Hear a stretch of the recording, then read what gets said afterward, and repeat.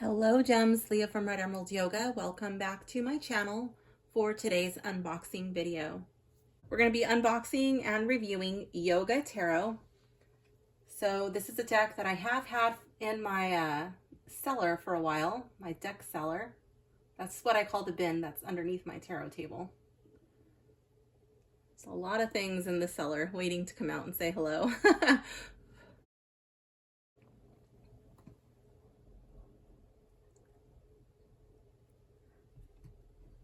Oh wait, I should leave that open just a tiny bit longer. Let's see. Oh my gosh, don't burn yourself. Yeah.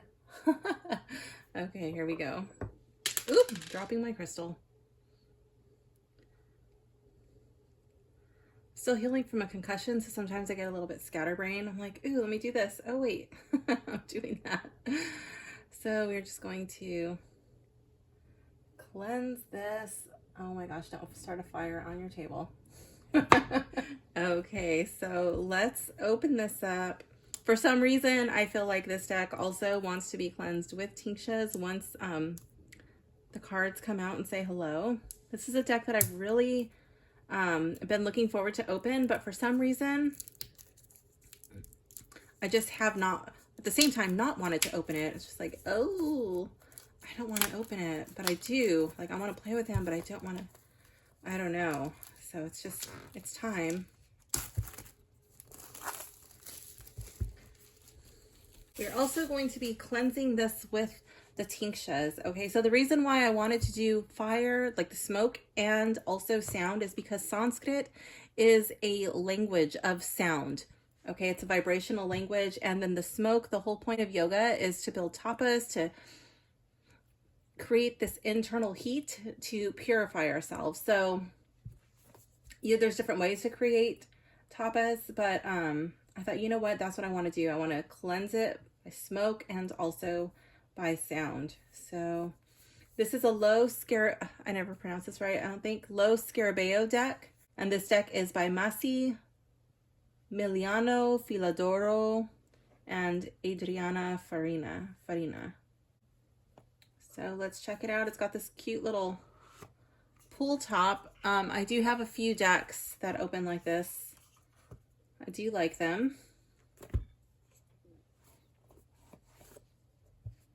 Actually, I think they're all by Lo Scarabeo, actually, that open like that.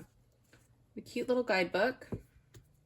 Okay, so let's open this up out of the shrink wrap. I'm going to look and see if they have one of those little pull tabs. Sometimes they do. I don't think this one does. No, okay.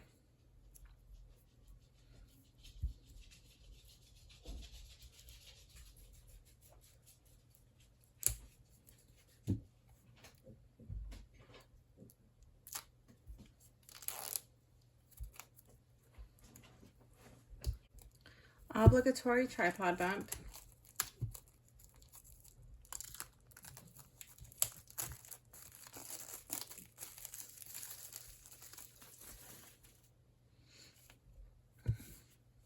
Okay, so we have our little cover. I like the way that this deck feels. Oh my gosh, the back is adorable. I love it.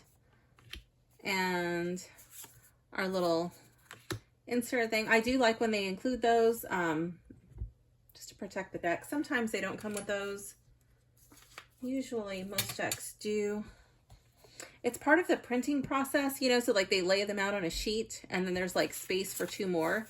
And usually they use these just like little inserts or whatever. Some deck creators will use those two extra ones to give you extra cards. And then some just will opt not to print it. But I like to just have it there just to protect the deck. Okay, so let's move these to the side and we will check out our guidebook after we take a look at the box. So the inside is just plain white. Okay, not a big deal, whatever. And I like it that it slides easily, but it's not so loose that you're just gonna like pick it up and drop it. At least we'll try it again with the cards. I don't think it will. It's like tight, just tight enough. And then the box is very colorful and cute. Let's check out the guidebook.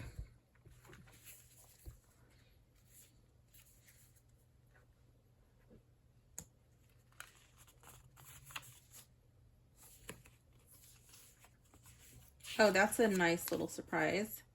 Okay, so it's like your typical Lo Scarabo guidebook with all of the different languages. This is the 2023 edition. Okay, so it says Yoga Tarot. Human unhappiness comes from our acceptance of the lowest condition of our minds. Practicing yoga can overcome this condition. Yoga Sutras of Patanjali. It has an introduction. It says, a yoga story for children tells of a lotus flower in love with the moon. The flower waits for its beloved to appear in the sky and follows it through all its changes, as it waxes and wanes or hides behind a cloud. Most of the time, the lovesick flower misses the moon terribly, and sometimes even thinks it is simply a figment of its imagination. It is the moon itself which teaches the flower how to reach it, no longer seeking it out in the sky or its reflection in the water, but inside itself. The true face of the moon is concealed in the flower's heart and never changes. This little fable throws light on a great many aspects of yoga. Why should we use the images of lotus flowers and moons to talk of yoga? In the words of psychologist James Hillman, everything is metaphysical and poetic, and there is thus nothing that cannot be understood profoundly through images. Like stars in the night sky, each single Yoga Tarot image is complete in itself, but also integrates perfectly with the others, enlightening those such as the lotus flower, who have understood that the solar interpretation method, that of the self, is secondary in this case. In our journey towards an integrated self, the real achievement is surrender, a surrender which requires great discipline, however paradoxical this may seem. The controlling mind, i.e. reason or self, is something to overcome. It is only when the muddied waters of our thoughts are stilled that we can see all the beauties of the moon.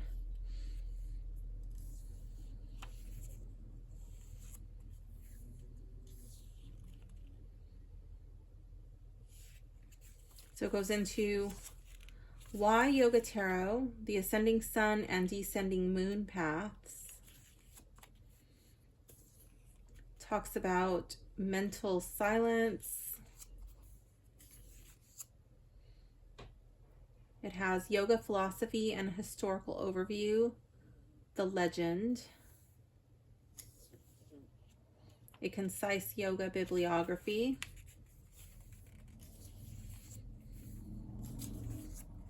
this is something that I will go through on my own time. Perhaps I might do a deeper dive, but I don't think most of you are here for that. I think most of you just want to see the cards. I love that it goes into the philosophy of yoga, the nadis, channels used by the prana.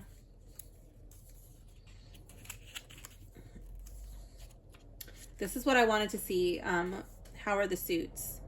Okay, so pentacles says the body, hatha yoga, living. So in America, we usually call it hatha, but it's hatha. Living houses have to be built from their foundations up, in contrast to some of the ascending spiritual pathways based on contempt of the body, which they consider to be dead weight on the spirit. Wands, the desire, karma yoga, creating. Once the energies have been focused, a natural desire of the soul to act on reality, to bend it to our will, spontaneously arises. Okay, I'm not reading the whole thing. I'm just kind of making it make sense to myself. Cups, the heart, bhakti yoga, loving. The energy of the will would be a pure destructive force if it were not for the feelings and passions. Okay. And then swords, the non-mind, Raha yoga, being. The mind is the sword with which human beings distinguish, access, and act in the world of duality. Raha yoga focuses the mental energies via asana, pranayama, although it does not develop them as widely as in hatha yoga. Okay. Then we go into the major arcana, and it looks like they have extra words. So I don't know if they've renamed them or not. Let's take a look at them. But let's go. Let's see how much is devoted to the meanings.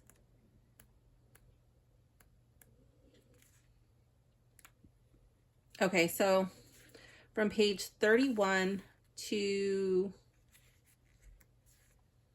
49 are card meanings, and then it goes into readings, getting ready for a reading, and then it has some spreads.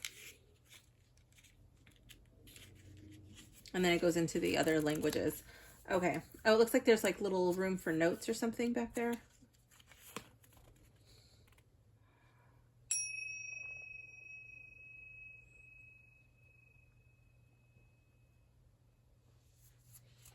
Okay, let's take a look at these cards. So we are starting off with the Magician. So these cards really don't glare too much.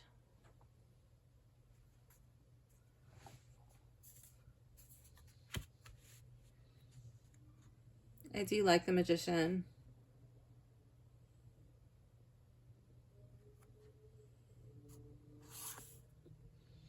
Oh, you know what? Let me go through it because it had little words next to it. Let's see.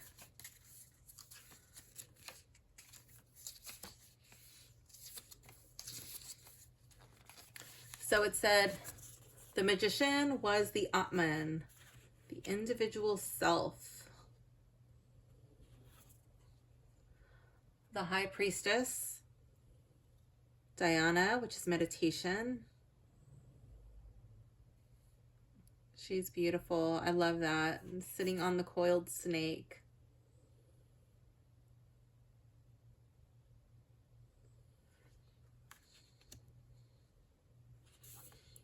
And then we have the Empress, Kundalini Shakti.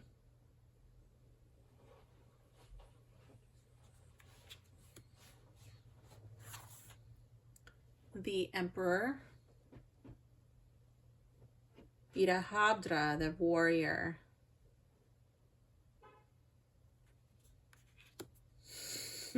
That story always cracks me up. Let's see. The Hierophant, the Guru. I like that.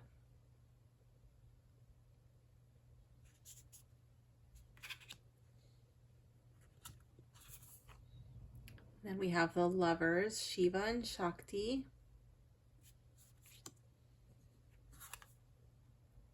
The Chariot, I love it. Here we have Arjuna.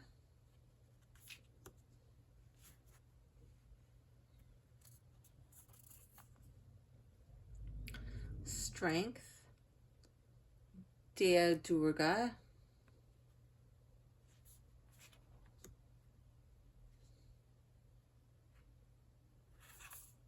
I love how it gives a brief, like a brief little touching on the myth behind the card or their inspiration. Here we have the Hermit, Sadhu, ascetic. Love it.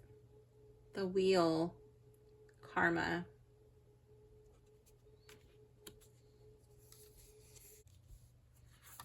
Justice, Dharma. The Hanged Man, Pratyahara. Withdrawal from the senses. And then we have Death with the goddess Kali, Tantric goddess.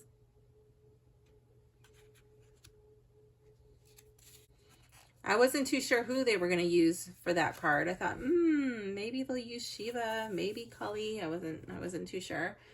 Here we have Temperance, Pranayama, breathing control. I love that. How you can like balance your mood with your breath. I love it. And then we have the Devil, inner demon. We have Mount Meru for the Tower.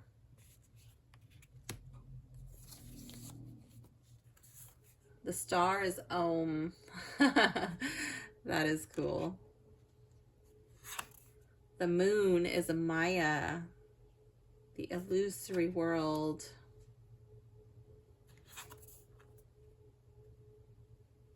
And the sun salutations, Surya Namaskar. Judgment, the new era. The world. Oh, I love it. Shiva Nataraha.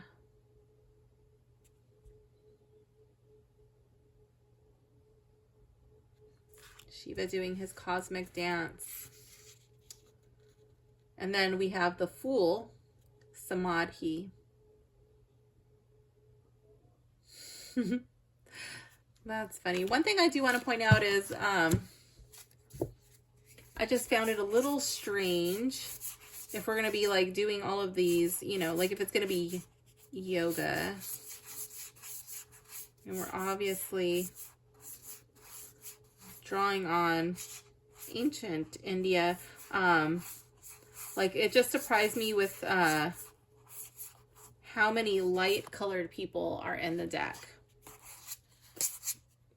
I was expecting to see Indian looking people. But okay. Okay, so then we move here, and then the deck is not in order. So first up is Pentacles here in the book, but we have Cups. So let's go over to Cups. And it doesn't look like they have any, they didn't do it like the major arcana. So we're just going to go through and see what they are. I guess that doesn't matter. So here we have the Ace of Cups. I do like that they stuck with a very heavily lotus theme in this card.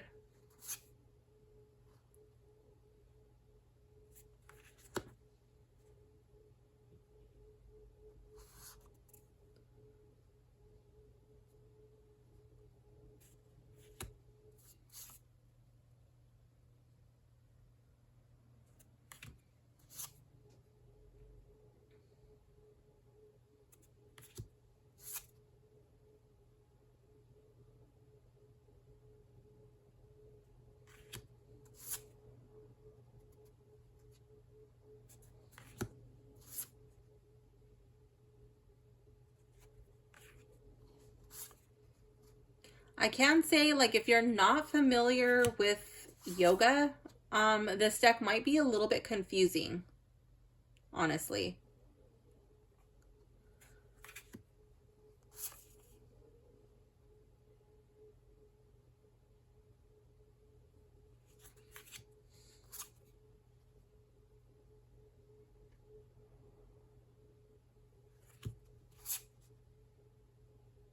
I would not say that this is, that this would be a beginner deck. I think this would be a deck for somebody who's at least intermediate to tarot, and probably an intermediate to advanced study in yoga. I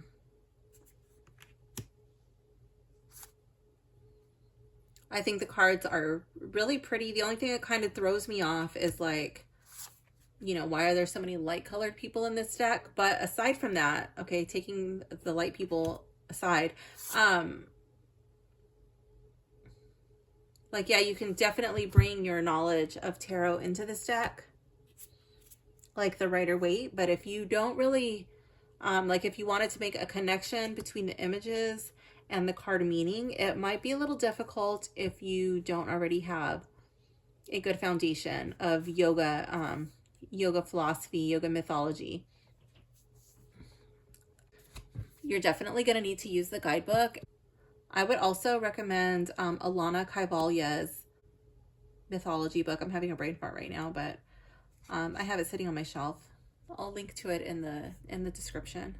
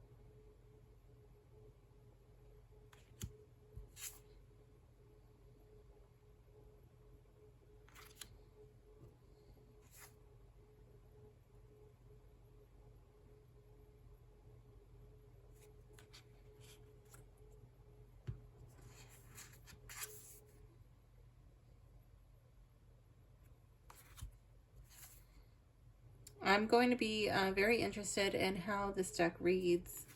I'm interested to see what they said.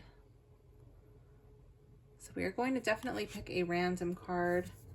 I haven't really been paying attention, like, to see which one is my favorite card or not.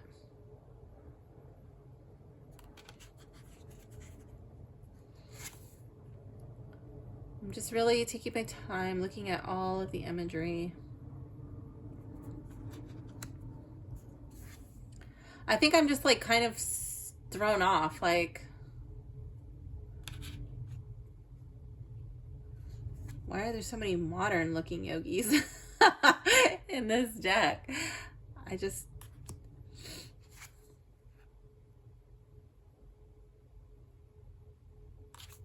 Why are there so many light colored people? Like, fine, like, okay, throw a monkey in there, okay, throw the blue people in there, yes, fine. The lotuses, great. Mandalas, the snakes, yes, like, throw the myths in there, but like,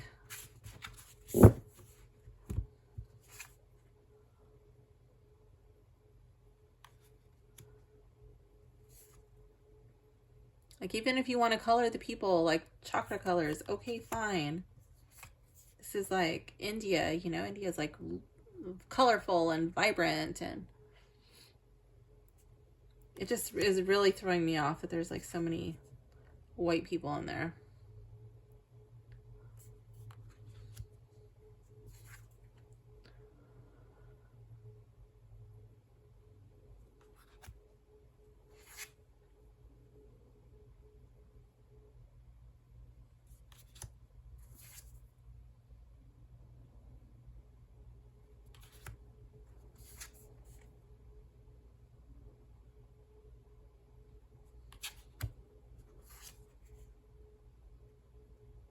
Like, honestly, I'd rather see these like different colored people.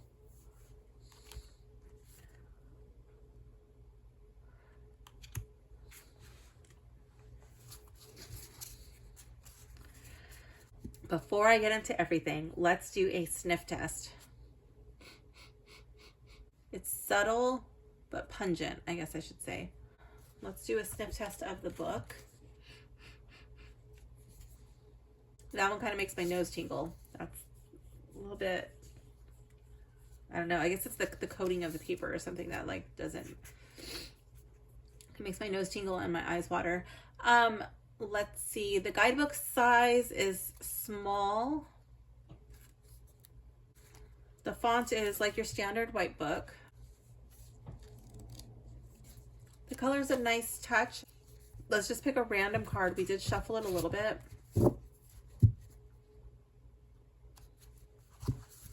This is a deck that will take a while to break in. The cards are a little thick. Kind of feels like my Mushroom Hunters Tarot a little bit.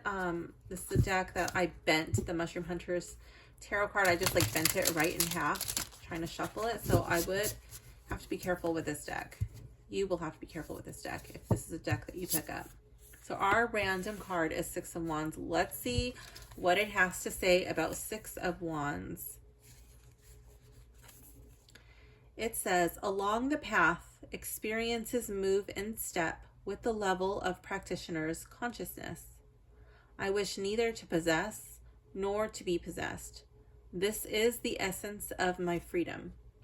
I am immersed in life's joys, but identify with nothing: pleasure, communication, selfishness.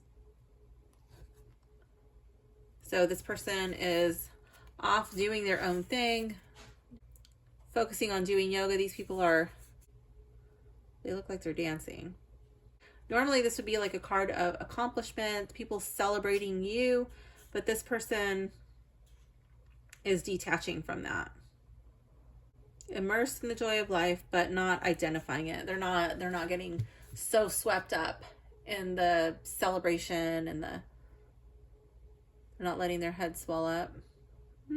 Okay.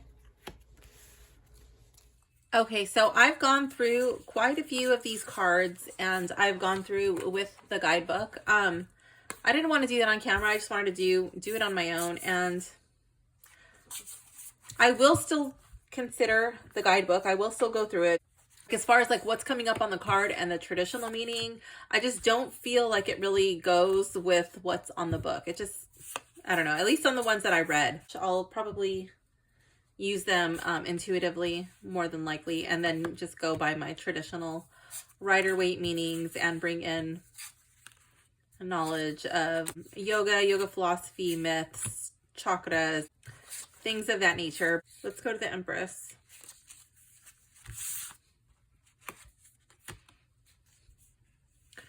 The Empress, Kundalini, Shakti. Am I recording? Yeah. Okay. As life force.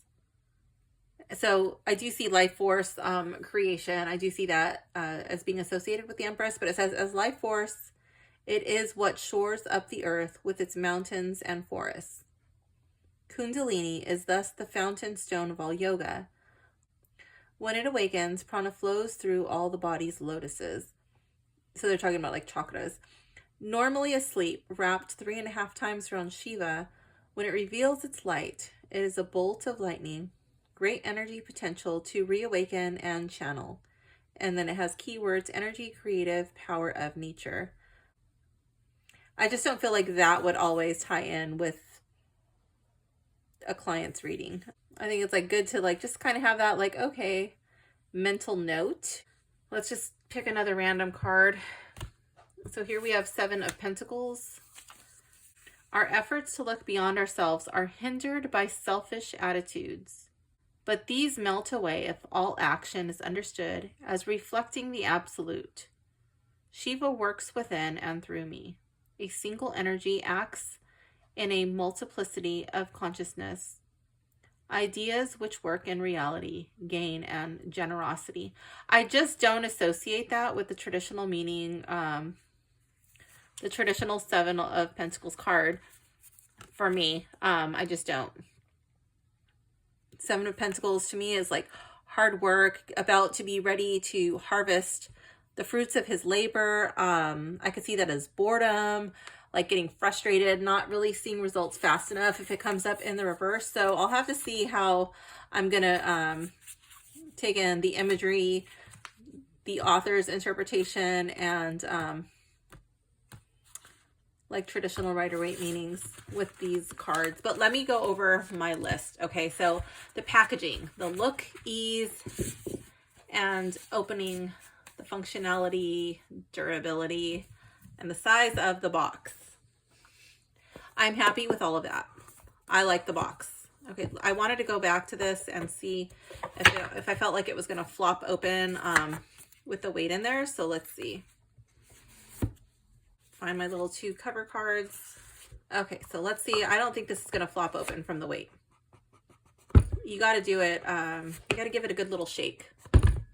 So I think if you just like pick it up from your shelf, at least with this box, you should be okay. But I would still recommend these types of boxes. You handle them from the bottom, because I have, on more than one occasion, sent a deck of cards flying.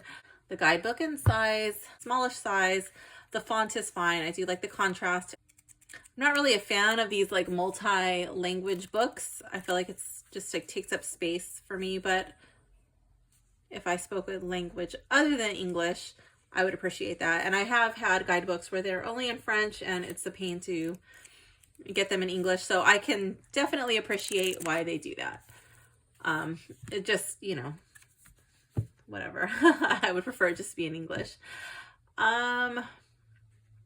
I already went over the smell. They're very smooth. They're kind of like a little bit of like a gloss page. And it was like a little bit stinky.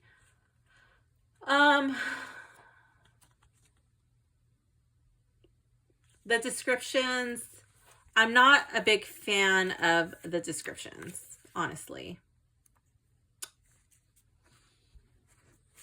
I feel like a little bit more thought could have gone into the card imagery. Like for one, starting with the white people, I don't think there should have been white people on the card. And then I feel like they could have tied it in a little bit more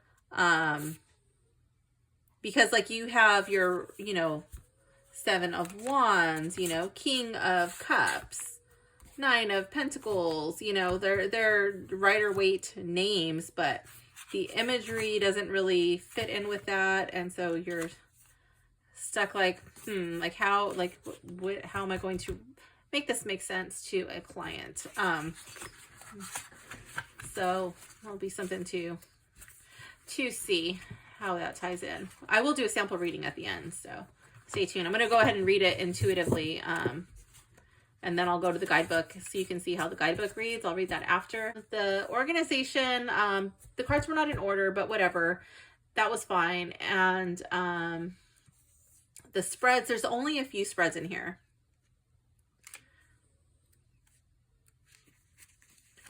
So they have the 3 minds, which is a 5-card spread, the 4 energies, which is a 6-card spread, and then they put like A, which is kind of weird. I don't know why the A is in there. Is that like the Atman, like yourself? That one's like we ourselves and our most profound attitudes to the problem. So that's like you and how you feel about it. I don't know why it's an A and not a number. That kind of throws me off. I don't really like that.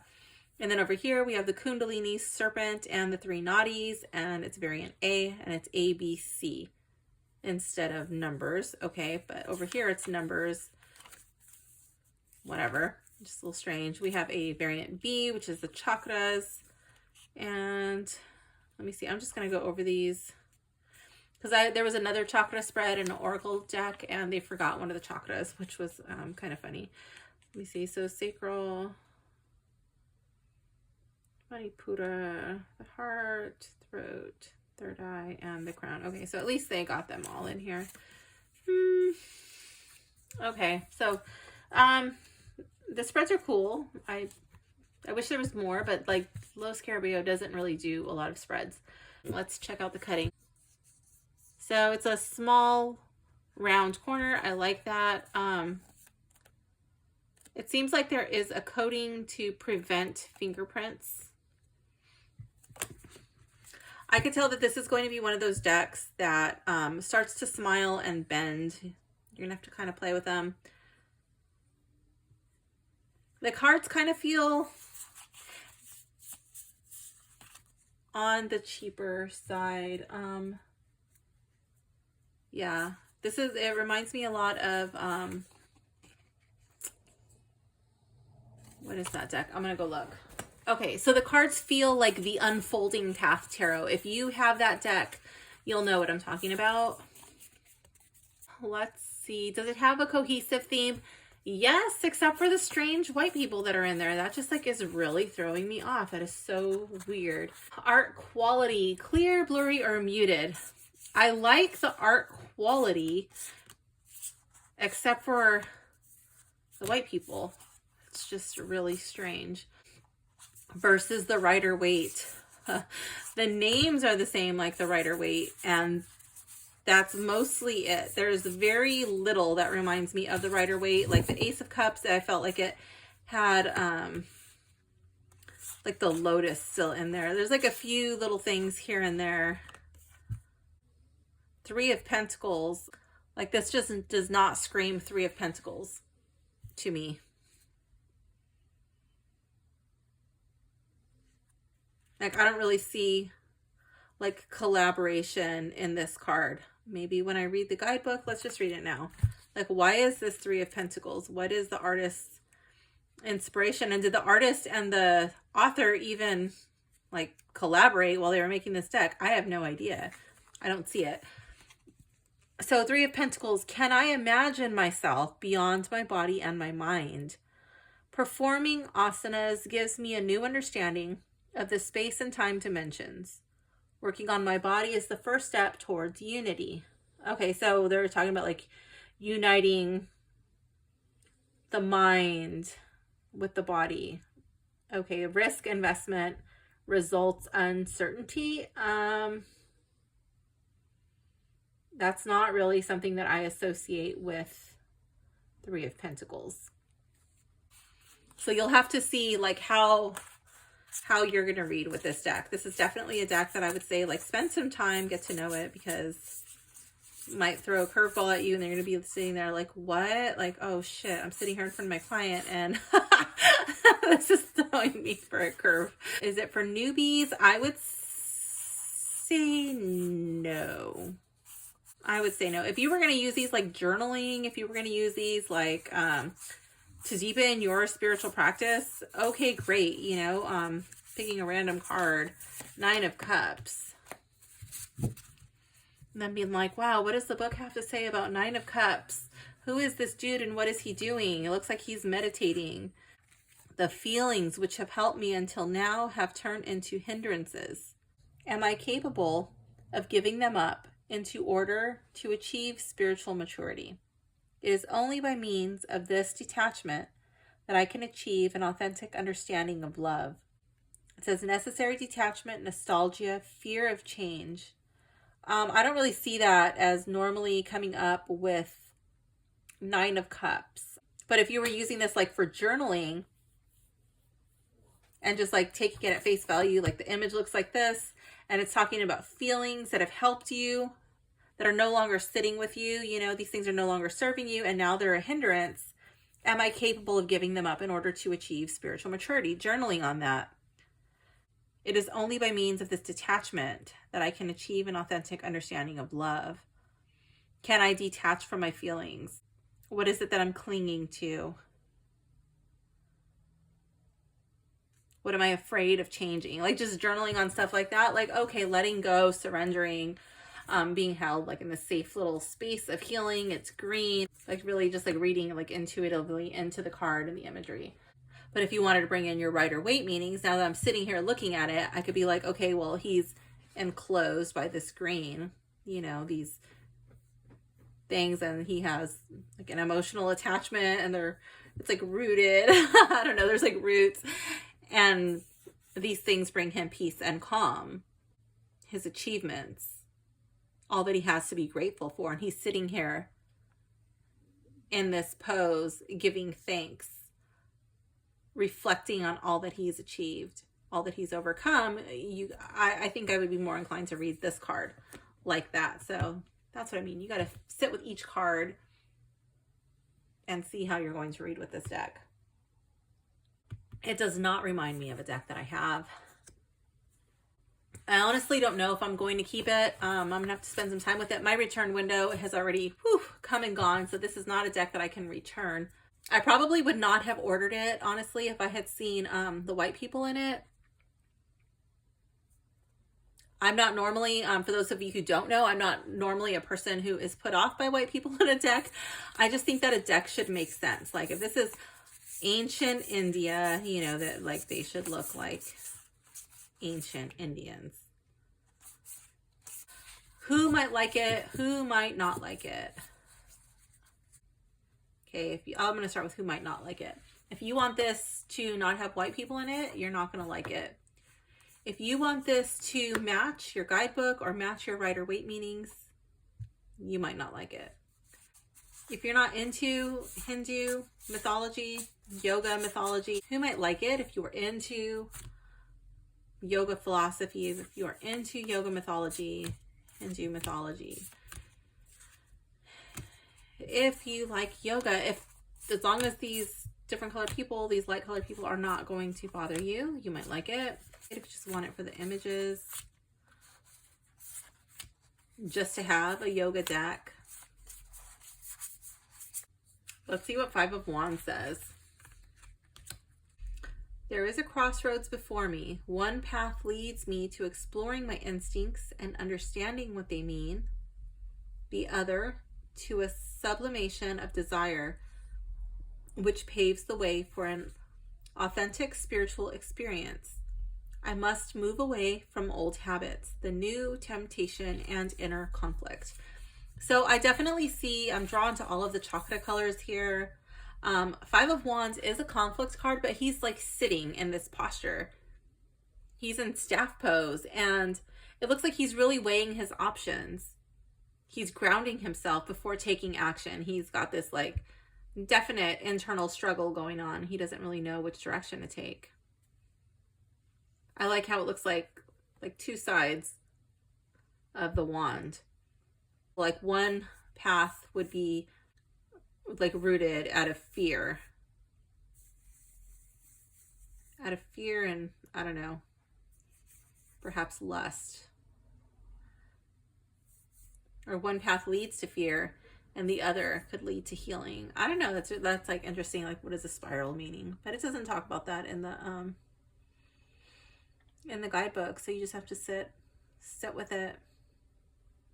I like how he's dressed in all of this turquoise. I could see that like being associated to the throat chakra, especially with the blue lips and the bandana around his head. You know, he's guarding his thoughts. He's guarding his words.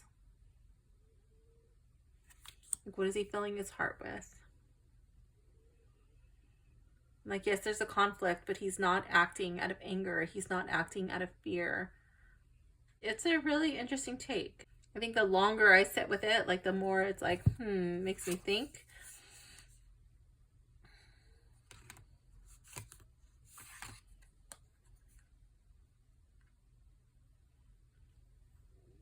Eight of Pentacles, I normally get that like practicing your craft, and I do see this as like practicing his craft. He's practicing his yoga practice, his spiritual practice. At the core of my being, I'm conscious of eternity. With my breathing, I connect to my ego, to my soul, and this to the universal consciousness from which everything comes and everything returns. The only true reality, abundance, equilibrium, and perfect health.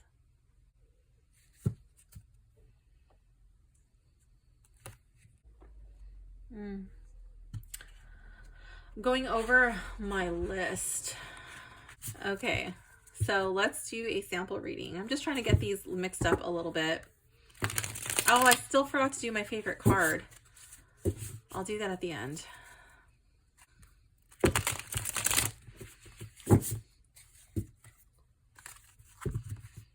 The backs of these cards are so pretty. I really wanted to love this deck.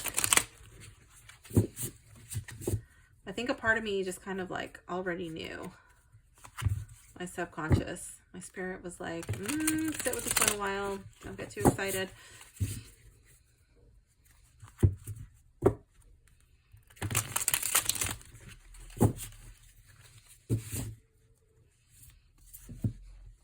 Okay, let's see which spread we're going to do.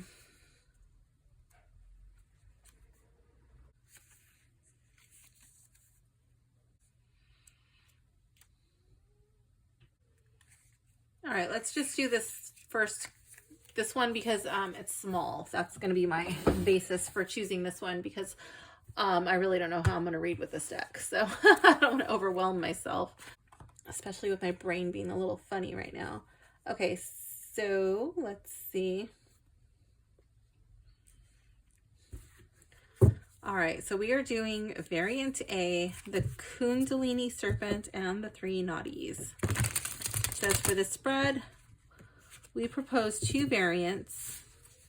The first for an immediate reading of the two polarities.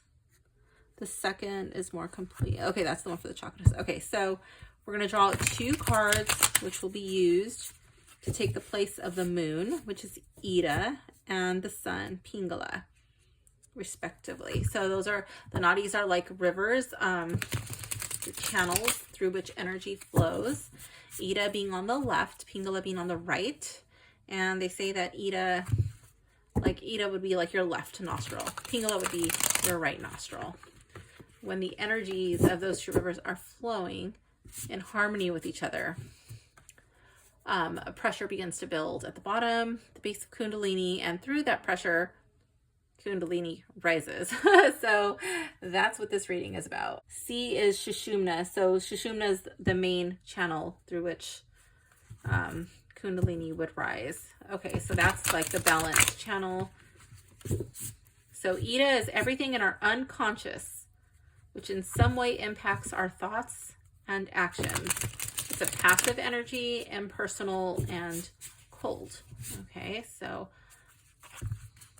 Pingala is I'm just still shuffling as I'm reading. So Pingala is everything that motivates us in the light of the sun. Propositions, prospects, certainties, the type of life forces which are supporting us and guiding us at this present moment. So Ida is your feminine energy, Pingala is your masculine energy. And then, so we read those individually, and then you also read them together. And then Sushumna is balance, what is needed for Ida and Pingala to work together. Okay. Let's see.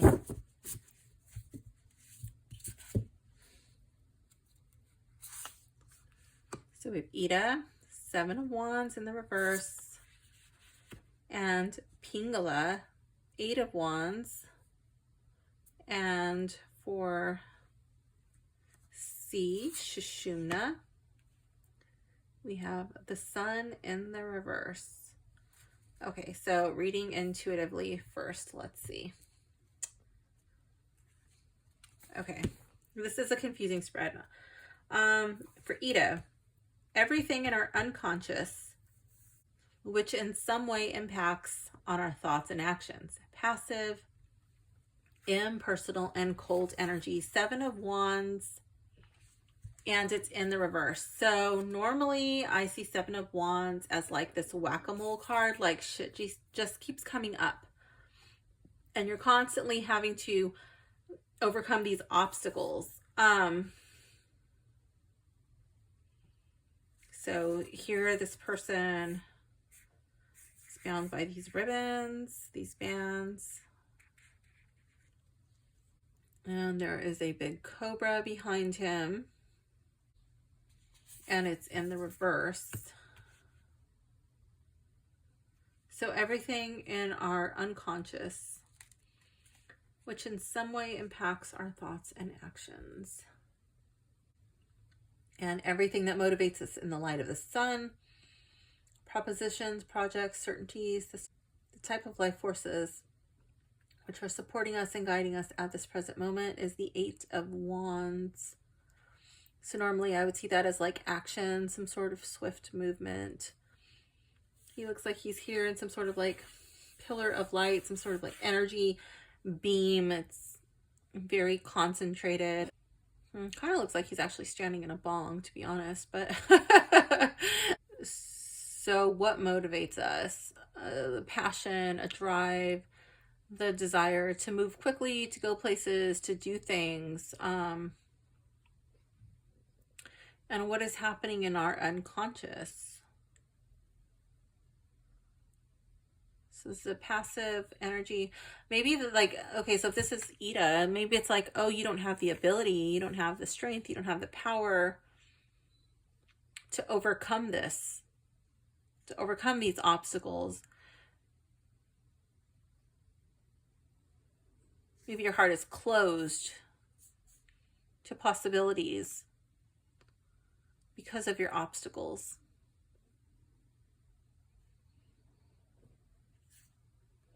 You're feeling like your hands and your feet are bound.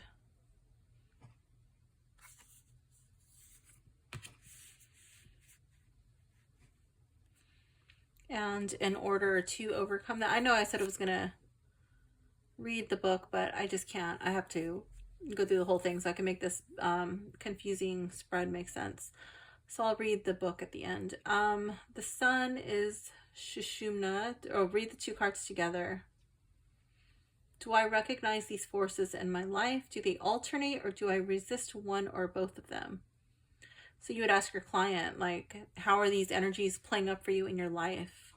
Which one are you resisting? Which one are you clinging to? Do they alternate or what?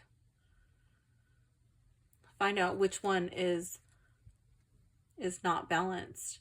And then to bring balance, we go over here to Sushumna. So I would just say like this one is probably like the Ida is the more dominant energy. And the Pingala is not able to rise because of the doubt, the fear, being closed off,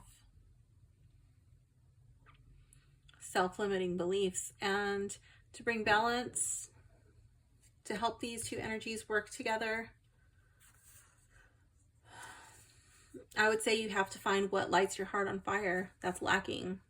That's in the reverse. Is what you want to do something that would actually bring you joy, or is it just something that you're trying to go through the motions? Like, oh, my friends tell me I need to do this. This is what's expected of me in society. This is what my parents want me to do. My parents want me to go to college, to be a lawyer, a doctor, or whatever, you know. But like your heart just isn't in it. Sure, the money would be great, the recognition, the respect factor, the status, you know, but it's like, is that really what you want to do? Oh, I don't even know if I was on camera. I feel like you need to reconnect with what burns in your heart, what burns in your soul. And maybe then you won't subconsciously be putting these restraints on yourself. You won't tie yourself back. It's like you're hindering yourself because subconsciously you know, like, this is not even what I want to do. And even though it's different, even though it may not be what other people expect of you, I feel like the phoenix, you're going to rise from the ashes. I don't even know if that's a phoenix, but I think it is. Yeah, so let's go to the book and see. We have 7 of Wands. I think I already read that, but I don't remember it. Is the passion which thrusts me forward a self-improvement aspiration or a desire for success? Without a profound inner harmony, all techniques are meaningless. The goal is freedom from all constraints, not selfishness and narcissism. Great openness, gift unexpected help. Okay, so I do see that as like constraints. I do see that as openness over here, like with this like great back bend, this heart opener. But this is like in the reverse, so it would be like great to closed offness. 8 of Wands for Pingala. The whole universe is sound, light, thought, and matter are vibrations. Mantras are energy in the form of sound capable of elevating our mental states. Am I careful with the words I use to express myself? Is my language in step with my soul? Concentration, meditativeness, perfectionism. So I do see that like energy, elevating the mental state, yes. But I really don't feel like that really ties in that much with the traditional 8 of Wands. And for Sushumna, we have the Sun. So here, like, I'm pretty sure you can already see like why I was saying I don't think I would read it like according to the guidebook. The Sun. So here we have Surya Namaskar, greeting to the Sun. It is within themselves that yogin, that's like yogi, the yogi, find the splendor of Surya, the Sun, which melts away all previous doubts. A single universal energy acts in a multiplicity of consciousness, and this is why all beings are intimately bound to one another. What we call darkness is simply forgetfulness of this light. The keywords are happiness, truth, and brotherhood. So I do feel like you didn't know what your happiness was. You didn't know where, like, what would bring you joy, or you did and you're just like not going after that. So it doesn't talk about the bird. It doesn't talk about whether that is a did I say sphinx? I meant phoenix. I don't know what I said. Yeah, I did feel like there was doubt coming up in this reading, but I'm probably gonna have to make another pot of coffee before I sit down to connect with this deck, because I'm just like having just a mental block. Like it's really just like so I think just like on the fly, just listening, tapping in with my intuition, bringing in my knowledge from whatever I know about chakras, yoga, and the Rider-Waite are going to be how I read this deck for now, as I'm familiarizing myself with this deck. But even then, like as I'm reading the actual card, you know, and looking at it and in a reading, I'm just like, there's kind of a disconnect. So I do like to take in the artists and the authors' intention and inspiration for the deck, but at the end of the day, you know, I have to read in a way that makes sense to me. So yeah, I really don't like the way that the guidebook connects with the card imagery or the card. I just feel like there's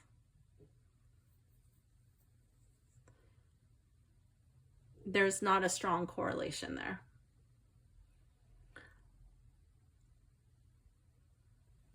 Do I like the deck? Jury's still out on that. You'll know if I like it if you see this deck show up in some of my readings online. We shall see. Drop it down in the comments if you have this deck. Let me know if you like it, if you hate it, how you choose to read with it. So I will have a favorite card. Let's see what it's going to be.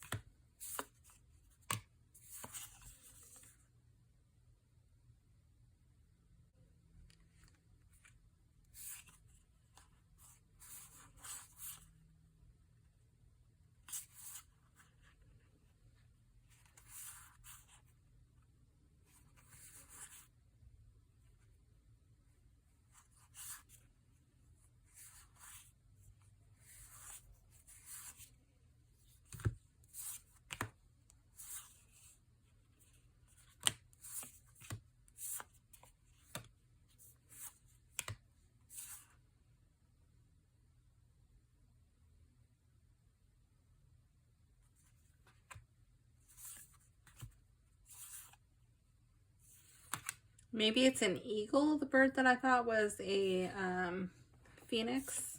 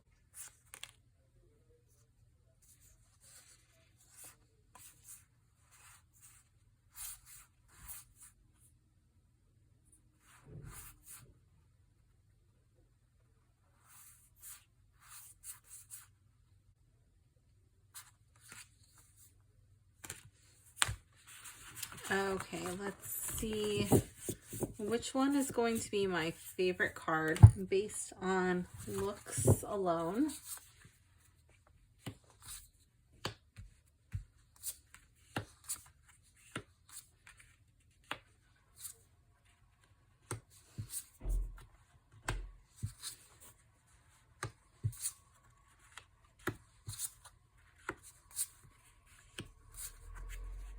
So they're mostly people cards, but I do have a couple of them with, and then we have one more.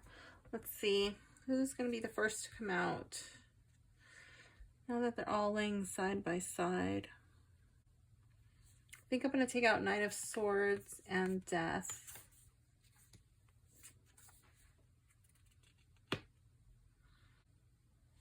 Oops, this one's upside down.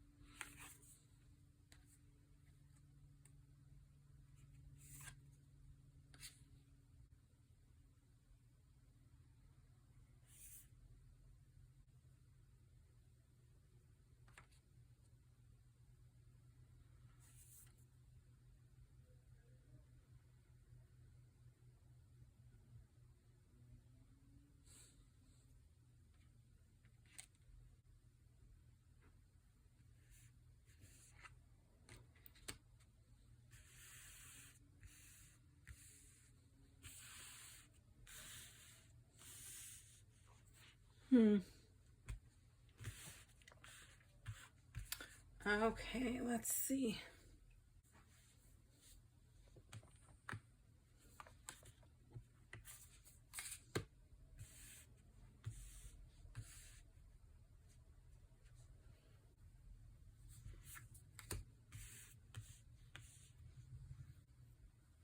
I just noticed that these are hands.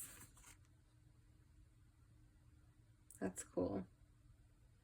But I think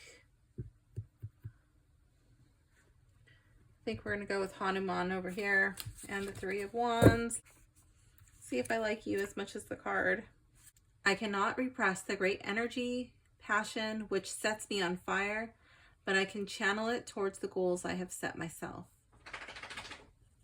Have I taken responsibility for my emotions, creative impulse, enthusiasm, and exaggeration? Okay. So this really doesn't make much sense. Hanuman has to go on this like quest, and he's got to go save Sita. He's got the heart on his chest. So I see this like going after, like setting out to do the impossible, to do something very challenging and difficult, ready to overcome many obstacles. I don't really know how I'm going to read with this card. Okay, that's my favorite card, and I'm going to have to sit with it for a bit. The guidebook does not really connect with it, and then you just really don't get like the whole, at least I don't, the whole imagery tying in with the Rider-Waite. I'm just looking at it like, what? So that's that. It is what it is. So let me know what you think about it in the comments. I'm a little bit disappointed, but that might change. I'm hoping to be able to better connect with this deck. Either way, I'll update it in the description. Like if I came to bond with this deck and have come to like it, or not. Like what is it? The Unfolding Path, I think. The Unfolding Path. That was a deck I wanted to return, and I got stuck with it. It was after the return window, and I just started using it in readings. I connected with it, and I'm just like, well, you know, whatever. It's not my favorite deck, but it does still read. I don't think you necessarily have to like the images in a deck to read, as long as the message comes through. So we'll see. My favorite thing is the back.